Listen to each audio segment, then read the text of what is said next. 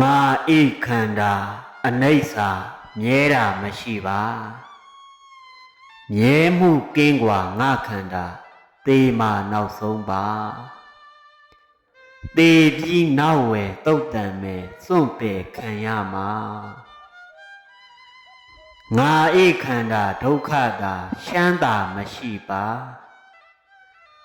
ရှမ်းတာကင်းกว่าငါခန္ဓာသေမာနောက်ဆုံးပါသေပြီးနောက်ဝယ်တုတ်တန်မယ်စွန့်ပယ်ခံရမှာငါဤခန္ဓာအနတ္တပိုင်တာမရှိပါပိုင်ဆိုင်ကင်းกว่าငါခန္ဓာသေမာနောက်ဆုံးပါသေပြီးနောက်ဝယ်တုတ်တန်မယ်စွန့်ပယ်ခံရမှာတဲ့အဲ့ဒီတော့ဘုံဘုံတို့ရဲ့ခန္ဓာကိုယ်ကြီးတရားဓမ္မတို့ရဲ့ခန္ဓာကိုယ်ကြီးဟာနောက်ဆုံးကြတော့ဘာဖြစ်လဲမမြဲဘူးတည်ကြရမှာတည်ကြရမှာဘလို့မှရှောင်လို့မရဘူးပြူနေတဲ့လူလည်းတနေ့ကျရင်အိုကြရမှာပဲမာနေတဲ့လူလည်းတနေ့ကျရင်နာကြရမှာပဲရှင်နေတဲ့လူလည်းတနေ့ကျရင်တည်ကြရမှာပဲဒီအိုခြင်းတရားနာခြင်းတရားတည်ခြင်းတရားနဲ့ဘယ်သူမှ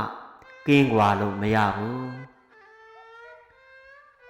ဘလောက်ပဲလှနေဘလောက်ပဲရှောနေဘလောက်ပဲရှမ်းသာနေဒီအိုခြင်းတရားနာခြင်းတရားတည်ခြင်းတရားနဲ့ဘယ်သူမှကင်းကွာလို့မရဘူးရှေ့မှာကြုံတွေ့ရမှာအခုတရားဟောနေတဲ့ဘုံဘုံမျိုးသက်တဲ့အရှင်ကုမာရတောင်ငူကောအခုတရားနာနေတဲ့တရားဓမ္မအပေါင်းသူတော်ကောင်းတွေကောဟုတ်လားတနေ့ကြရင်ဒီအိုခြင်းတရားနာခြင်းတရားသိခြင်းတရားနဲ့ကြုံတွေ့ရမှာဘယ်သူမှရှောင်လွှဲလို့မရသိကြရမှာနော်သိကြရမှာဘာမှမမြဲဘူးယခုရှားဖွေစုဆောင်းထားတဲ့ကိုပိုင်မာပြီဆိုတဲ့ကိုဆိုင်မာတယ်ဆိုတဲ့အရာတွေဘာမှမရှိဘူးနော်သိရင်အားလုံးထားကြရတာကိုနောက်ကိုတကယ်တမ်းပါတာကကိုပြုတ်လုပ်ထားတဲ့ဒါနကုသိုလ်သီလကုသိုလ်ဘာဝနာကုသိုလ်ဒီကောင်းမှုကုသိုလ်တရားတွေကကိုစောင့်ရှောက်မှာဒီဘဝမှာလည်းစောင့်ရှောက်တယ်လို့နောင်ဘဝမှာလည်းစောင့်ရှောက်လိမ့်မယ်ဘယ်ဘဝပဲရောက်ဟုတ်လားကောင်းတာလို့ရင်ကောင်းကျိုးခံစားရတယ်လို့မကောင်းတာလို့ရင်ဆိုးကျိုးခံစားရမှာပဲအဲ့ဒီတော့လူတိုင်းမှာမဖြစ်မနေကြုံတွေ့ကြရမှာကတော့တည်ခြင်းတရားပဲအဲ့ဒီတည်ခြင်းတရားကိုတို့တွေဘယ်လိုရင်ဆိုင်ရမလဲဆိုလို့ရှိရင်ဘဝကြီးကတော့တစ်ခုပြီးတစ်ဘဝပြီးတစ်ဘဝသွားနေကြရမှာပဲအဲ့ဒီဘဝကြီးသွားဖို့အတွက်ကိုကောင်းမှုကုသိုလ်တရားတွေပါနေမယ်ဆိုရင်တော့ရောက်တဲ့ဘဝရတဲ့ဘဝတွေဟာကောင်းကျိုးချမ်းသာတွေနဲ့တင့်တဲ့နဲ့နေရမှာပဲဒီနေ့ကောင်းရင်မနေ့ပြန်လည်းကောင်းမှာပဲလေအဲ့တော့ဒီဘဝကောင်းရင်နောင်ဘဝလည်းကောင်းမှာပေါ့ဒါကိုသိဖို့လိုတယ်နော်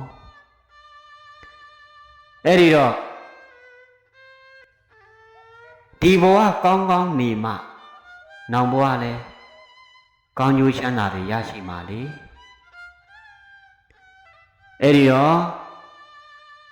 ဒီဘဝမှာကောင်းကျိုးချမ်းသာတွေရရှိအောင်နောင်ဘဝမှာလည်းကောင်းကျိုးချမ်းသာတွေရရှိအောင်မသေးခင်လေးမှာတို့တွေကောင်းမှုကုသိုလ်တရားတွေကိုပြုလုပ်ပြီးတော့နေရမယ်ဒါနသီလဘာဝနာနော် ကောင်းမှုကုသိုလ်တရားတွေကိုကိုအားထားရဖြစ်တဲ့ကောင်းမှုကုသိုလ်တရားတွေကိုစုထားရမယ်ဒါမှရိတ်ခါအစ်စ်ခေါ်တယ်နော်အဲ့ဒီတော့လူဆိုတာကဒီနေ့နဲ့မနှက်ပြန်တော့မသေးကြတဲ့လူလောကကြီးမှာအချိန်မရွေးနေရာမရွေးတည်သွားနိုင်တယ်အဲ့ဒီတော့မသေးခင်လေးမှာကောင်းမှုကုသိုလ်တရားတွေကိုတို့တွေပြုလို့ပြီးတော့နေတဲ့တယ်နော်မဖြစ်မနေကြုံတွေ့ရမယ်ဒီအိုခြင်းတရားနာခြင်းတရားတေခြင်းတရားကိုဘယ်သူမှရှောင်လွှဲလို့မရဘူးလူဆိုတာအိုပြီးနာပြီးမှတေနိုင်တာမဟုတ်ဘူးနော်မအိုခင်မနာခင်လဲအကြောင်းတစ်ခုခုနဲ့တယ်တေဆုံးသွားနိုင်တယ်အဲ့ဒီလိုတေခြင်းတရားနဲ့ချက်ရှိရင်ဆိုင်ရပြီဆိုရင်ကိုယ်စီမှာဘာကောင်းမှုကုသိုလ်တရားမှမပါဘူးဆိုရင်တော့သွားပြီဗျာဟုတ်လားဘယ်ဘဝရောက်မလဲရောက်တဲ့ဘဝမှာသူများတွေ့ထက်မျက်နှာငယ်နဲ့နေရလိမ့်မယ်ဆိုတာကိုအားလုံးသဘောပေါက်ပါမယ်နော်အဲ့ဒီတော့ရှိမှာမဖြစ်မနေကြုံတွေ့ရမယ်အိုခြင်းတရားနာခြင်းတရားသိခြင်းတရားကိုဘယ်လို့မှရှောင်လွှဲလို့မရဘူးဘယ်သူမှလေတို့ခန္ဓာကိုယ်ကြီးတို့ပိုင်ဆိုင်သမျှတို့ရှစ်ခင်းသမျှအားလုံးကိုစွန့်လွတ်ထားခဲ့ရမှာမြဲတယ်ဆိုတာဘာမှမရှိဘူးနော်ကိုပိုင်ဆိုင်သမျှကိုရှစ်သမျှကိုခင်သမျှကိုတန်ရောစီရှိသမျှအားလုံးကို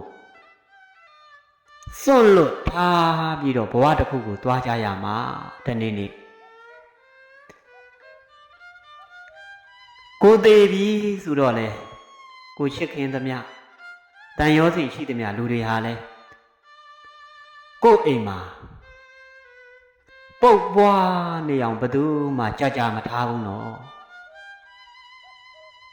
နောက်ဆုံးမှာဘယ်ကိုပို့မှာလဲဆိုလို့ရှိရင်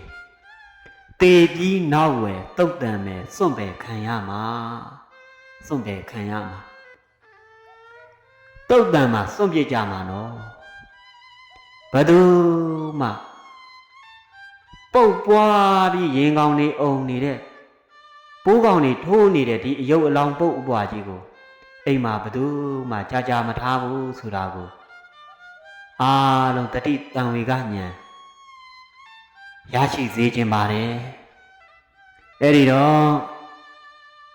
ကိုယ့်ရဲ့အာဟုပေါ်ရာအာဟုရာအစစ်ကတော့ကိုယ့်ရဲ့ဒါနသီလဘာဝနာကောင်းမှုကုသိုလ်တရားတွေသာဖြစ်ပါတယ်